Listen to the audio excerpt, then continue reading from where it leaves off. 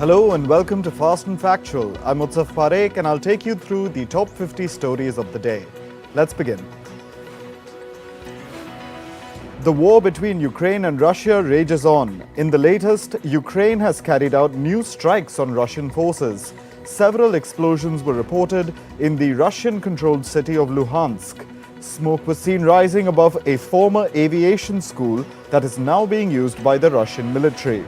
According to a Moscow-installed official, Kyiv carried out attacks with 2 Storm Shadow long-range missiles. The UK supplied these missiles to Ukraine recently. Russia has launched a new wave of attacks on Kyiv. Moscow has launched aerial attacks involving drones, cruise and ballistic missiles. This is according to a Ukrainian military official. The latest attack involved the most number of missiles fired by Russia in the shortest period of time and from different directions. Belarusian President Alexander Lukashenko has inadvertently confirmed that 4 military aircraft had been shot down over Russia last week. This happened near the borders of Ukraine and Belarus. Minsk said it responded by putting its armed forces on high alert. The incident comes amid reports of Ukraine preparing for a counter-offensive against Russian forces. Taiwan has begun a 5-day military exercise. This is an annual military exercise and focuses on responding to a potential Chinese invasion. The exercise includes scenario-based military movements made by China's People's Liberation Army. It also incorporates actual military events in Ukraine. In China, youth unemployment has hit a record high. Unemployment among people aged between 16 to 24 years has hit 20.4%. This is for the first time this happened in April. This has been seen as a worrying sign for overall economic recovery of China. The economy is struggling to involve new workers even as the overall labor force is declining. In Pakistan, former Prime Minister Imran Khan has renewed his call for protests. He has alleged that over 7,000 members of his Pakistan Tehreek-e-Insaf party have been illegally detained. Khan was arrested and released last week. Meanwhile, Pakistan's Supreme Court has urged the government and opposition to hold talks on conducting elections in the country's Punjab province. Canadian Prime Minister Justin Trudeau has arrived in South Korea. He will hold a summit with South Korean President Yoon Suk Yeol. The two countries seek to boost cooperation on security and critical materials used in batteries. Trudeau and Yoon's meeting will be followed by an official dinner. Trudeau is the first Canadian leader in the last 9 years to visit South Korea. It marks the 60th anniversary of bilateral relations between the two countries. In the US, an 18-year-old gunman shot 3 people to death in the state of New Mexico. Several others, including 2 police officers, have been injured. The gunman was shot by a police official. The motive behind the shooting is not yet known. In the West African nation of Senegal, supporters of opposition leader Ousmane Sonko took to the streets. They started protesting, which led to clashes with police officers. 1 police official died in the protest. The protests come as Sonko is scheduled to appear in court. He's facing a trial for the alleged rape of an employee at a beauty salon.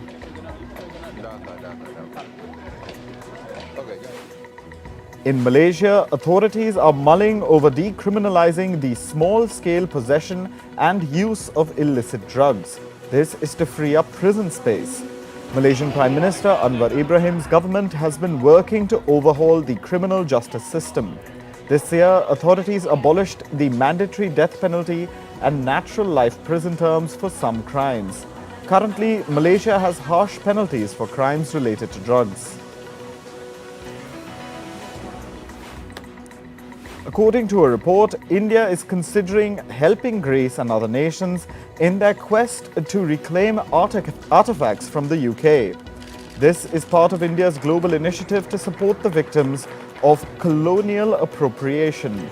This comes after reports suggest that New Delhi will try to get the famous Kohinoor diamond back from the UK. In Myanmar, the leader of the military junta visited a cyclone-hit township in the Rakhine state. The visit's aim was to understand the extent of damage and send donations to the residents. Cyclone Mocha had hit the Rakhine state on Sunday. It brought winds of more than 200 kilometers per hour. According to the UN, about 6 million people in the region were already in the need of humanitarian assistance. In Bangladesh, people are dealing with the aftermath of Cyclone Mocha. Residents are cleaning up debris and repairing damaged houses. Tens of thousands of people were evacuated from southern Bangladesh. Cyclone Mocha was one of the most powerful cyclones to hit Bangladesh in the last 2 decades. In Canada, Prime Minister Justin Trudeau visited the province of Alberta. He met soldiers who are fighting the region's wildfires. The province has been facing 89 active wildfires, out of which 25 are out of control. The wildfires worsened over the weekend. It forced the evacuation of thousands of people. The wildfires have also affected Canada's energy production. In the US, residents of Seattle and other cities are experiencing record high temperatures for this time of year. The temperatures rose to 31 degrees Celsius, breaking the previous record of 30 degrees Celsius. High temperatures during this time of year have raised concerns. This is because the weather is unseasonably warm for the region.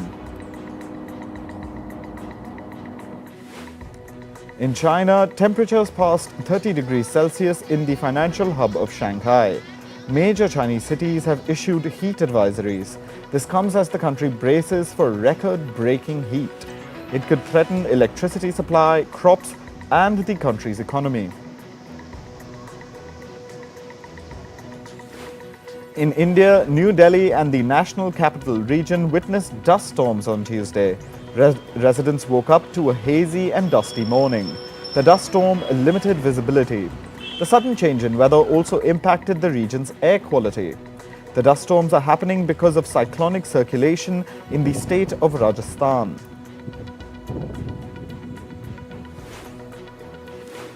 In Croatia, heavy rains caused a river to burst its banks and flood a town.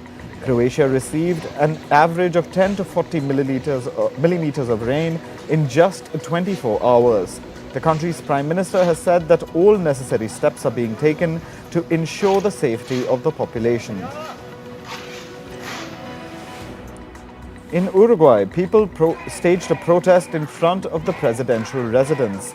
Protesters expressed anger against the increased levels of chloride and sodium in tap water. The South American country has been dealing with a persistent drought. Uruguay's state-owned water company has started mixing brackish river water with fresh water.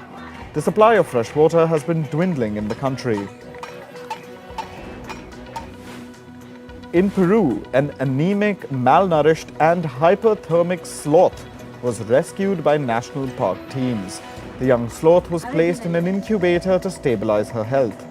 Veterinarians from the Peruvian National Forest and Wildlife Service say the animal was poorly fed and had signs of mistreatment. The animal will be rehabilitated into the jungle next month. British telecom operator Vodafone will eliminate 11,000 jobs. It will do so over the next 3 years. The move comes as the company faces a declining cash flow. Vodafone CEO Margherita Della Valle has said that the cuts will help streamline the firm's business. The announced cuts are the biggest in the history of the company.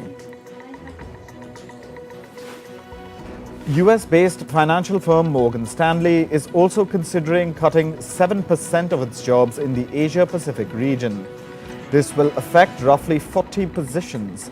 The cuts would mainly impact the investment banking and capital markets business in the region. The job cuts are part of a global reduction. Earlier this month, Morgan Stanley announced its plans to reduce about 3,000 jobs globally. Meanwhile, reports suggest Amazon has laid off some employees in India. The layoffs have occurred across various teams, including Amazon Web Services, Human Resources, and the Support Division. At least 500 employees will be eliminated as part of the cuts. According to reports, the current downsizing is part of the company's global layoffs. In March, Amazon announced its plans to cut about 9,000 positions globally. US-based financial firm Wells Fargo has agreed to settle a lawsuit brought by the company's shareholders. The company will pay $1 billion as part of the settlement. Shareholders have accused the firm of overstating its progress in recovering from a series of scandals. The bank has found itself caught up in various scandals over the years. The former CEO of German automaker Audi, Rupert Stadler, has admitted to his role in the Dieselgate scandal. Stadler conceded that he failed to actively act to prevent the lapses. The scandal involved Audi and its parent Volkswagen using illegal software to manipulate emissions tests. Earlier this month, Stadler made a confession in exchange for a suspended sentence. Dutch conglomerate Philips has said that 95% of its recalled devices have shown limited risks. They're talking about when in 2021, Philips recalled millions of respirators that were used to treat sleep apnea. These recalls were made over concerns that the foam used in the machines could get toxic. At the time, Philips had blamed the use of unauthorized cleaning products for the foam's degradation. However, the company's new tests show that using cleaning products also did not cause major harm. Google is adding 2 new features to its image search. The first one is called About This Image. This feature will give additional context for photos. This will help users identify the original source of the pictures. Secondly, Google will tag all images that are created with the help of artificial intelligence. The company says that these features will help reduce the spread of misinformation. Microsoft has won the European Union antitrust approval for its acquisition of video game company Activision Blizzard. Reports say that the move may encourage regulators from China and South Korea to follow suit. If that happens, Microsoft will get closer to its $69 billion acquisition plan for Activision. However, the tech giant still faces considerable hurdles towards the goal. Last month, the UK's regulator rejected the deal on anti-competitive grounds. Apple is facing a new probe from regulators in France. The company is being investigated for allegedly planning to make smartphones obsolete. Reports say the company is doing so by making smartphone repairs complicated. This means that any repair procedure that was against Apple's policies would render the device obsolete. According to Apple's policies, repairs are restricted to certified technicians only. As per media reports, a ChatGPT maker OpenAI is preparing to release a new open-source language. This comes after OpenAI's ChatGPT has become a global sensation. However, reports say that the new model is not expected to be competitive with ChatGPT. Moving on to sports now, Pakistan has threatened to boycott the Cricket World Cup that will be hosted in India later this year. The threat comes amid speculation of Pakistan losing hosting rights for the upcoming Asia Cup. Pakistan Cricket Board Chairman Najam Sethi has warned against moving the Asia Cup out of his country. The Indian cricket team has refused to travel to Pakistan, citing security concerns. Pakistan have offered to host India's matches in the UAE as part of a hybrid model. However, India say that heat and logistics issues in the UAE will prevent them from doing so. Meanwhile, Sri Lanka and Bangladesh have joined India in opposing Pakistan's hybrid model. England pacer Jofra Archer has been ruled out for the summer after suffering an elbow stress fracture. This means he will also miss the upcoming Ashes series in June. Meanwhile, Ben Stokes, James Anderson and Ben FOXX remain doubtful for the Ashes owing to their own injuries. However, batter and wicketkeeper Johnny Bairstow has returned to the English squad after recovering from his leg injury. In football, Liverpool beat Leicester City 3-0 in the Premier League. Striker Curtis Jones scored twice in the first half, giving Liverpool an early lead. Trent Alexander-Arnold sealed Liverpool's victory with a stunning free kick in the 71st minute. Liverpool are currently 5th in the league, 20 points behind league leaders Manchester City. South Korean footballer Son Jun-ho has been detained by Chinese authority in China's Liaoning province. Son has been accused of accepting bribes. He was arrested while trying to leave China along with his family. The midfielder plays for South Korea's national team and Chinese Super League club Shandong Taishan. South Korea's foreign ministry has reached out to Chinese officials regarding Son's release. In tennis, world number 1 Carlos Alcaraz crashed out of the Italian Open. The Spaniard Alcaraz lost to Hungarian Fabian Marozsan 6-3, 7-6 in the third round of the tournament. Alcaraz had built a 4-1 lead, but Marozsan rallied back in his stunning win.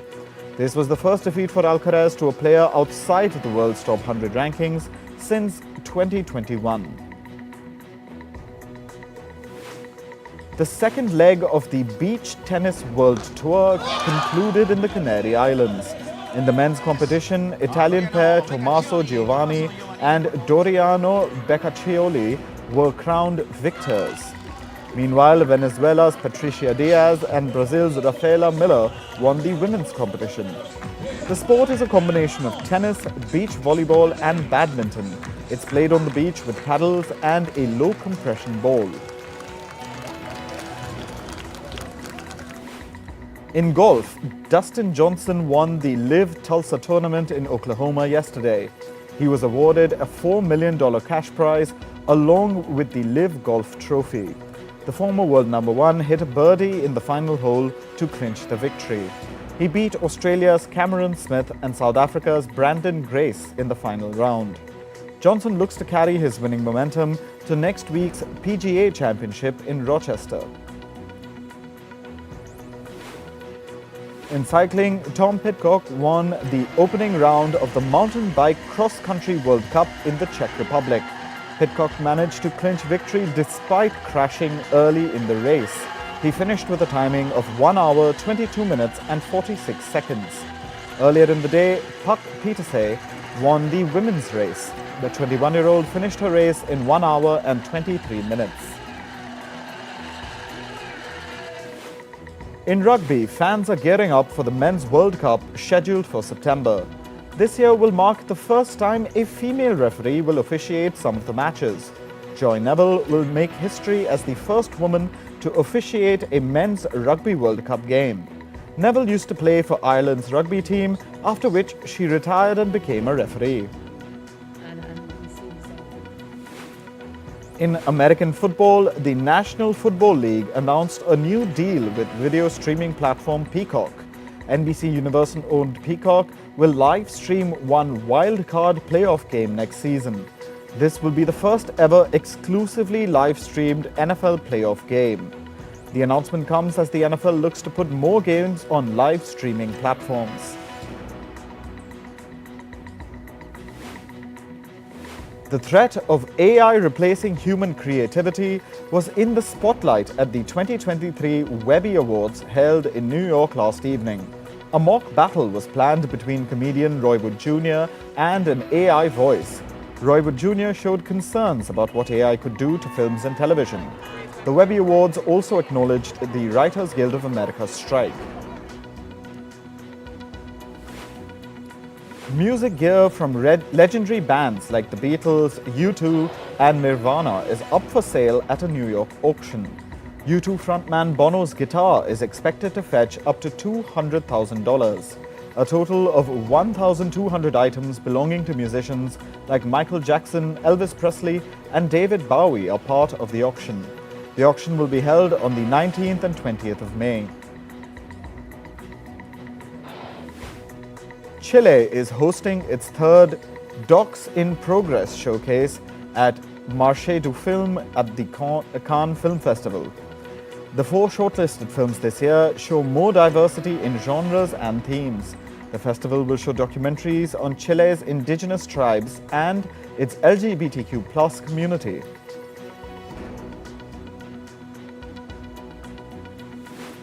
Sci-fi fantasy film Avatar: The Way of Water will soon be released on streaming platforms. The James Cameron film will release on Disney Plus and Max on the 7th of June. It will also be available for free on Amazon Prime Video.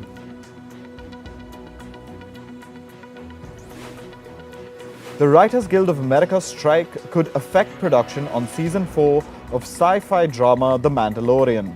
The filming for the show, set in the Star Wars universe, was scheduled to take place in September, but it could now get delayed as no writers are present on set during the WGA strike. Moreover, picketing also interrupts production.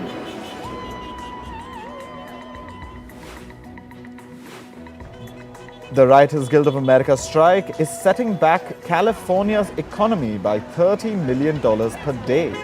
The projection is based on an American think tank's analysis of the 2007 WGA strike that cost $2.1 billion over 100 days.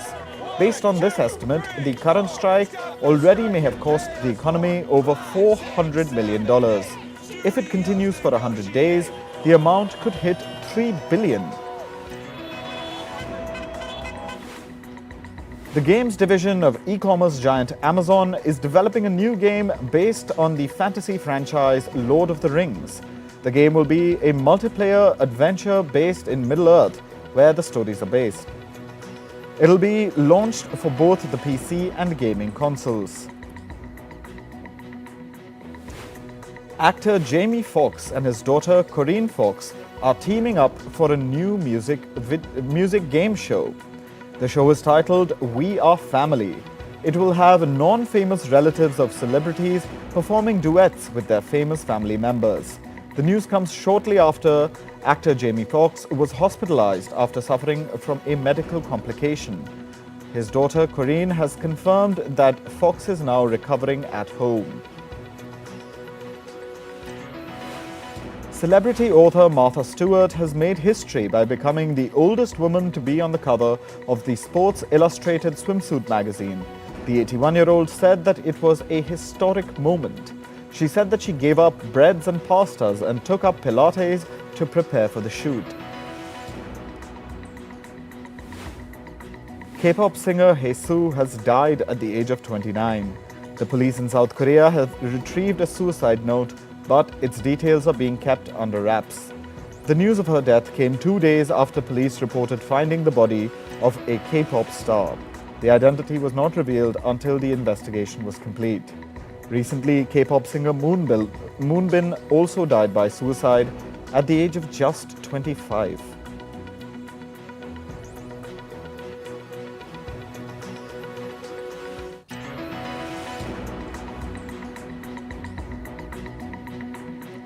That's a wrap for today's episode of Fast and Factual.